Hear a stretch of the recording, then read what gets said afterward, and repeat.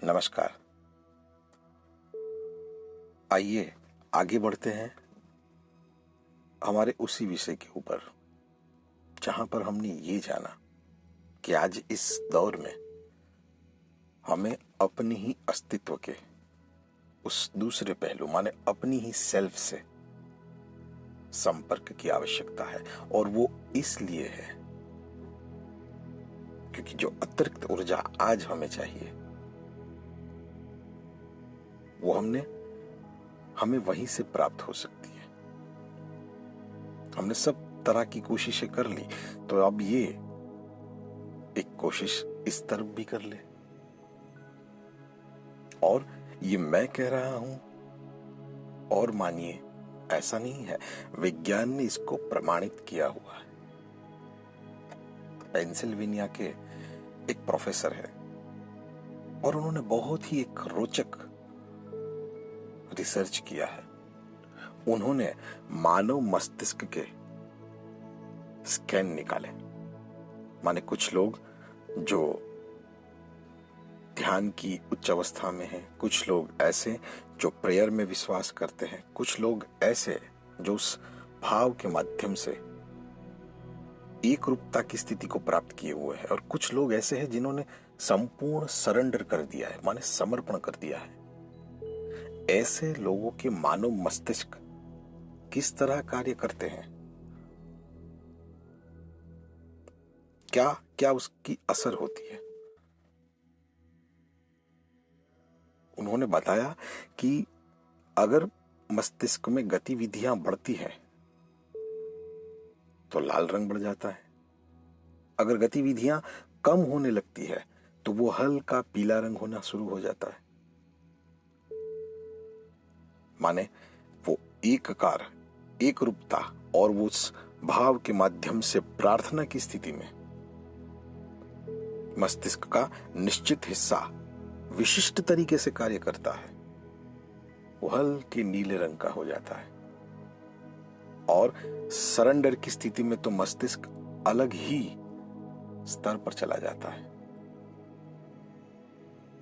मानिए बता रहा है, ये प्रमाणित कर रहा है कि अपनी सेल्फ के माध्यम से अगर हम भाव से, अगर हम श्रद्धा से, अगर हम प्रार्थना से जुड़े तो मस्तिष्क एक विशिष्ट तरीके से कार्य करेगा, एक विशिष्ट तरीके से कार्य करता है। ये काल्पनिक नहीं है।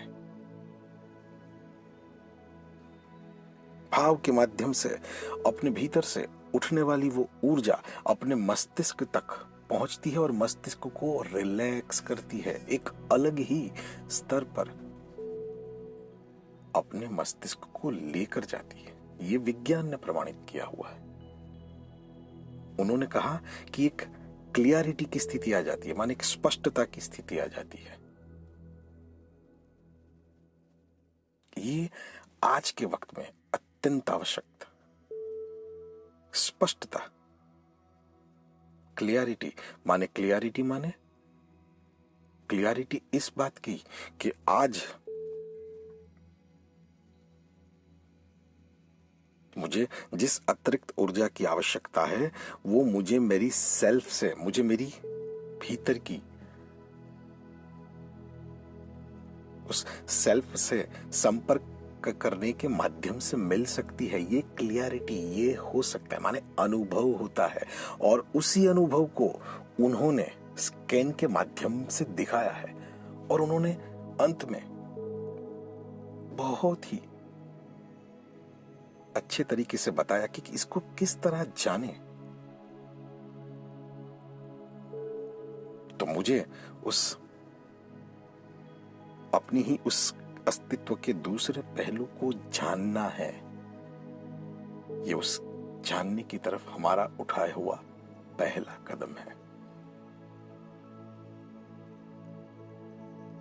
मेरे अंदर भी क्या कोई एक पहलू है जिसके माध्यम से ये सब कुछ हो सकता है?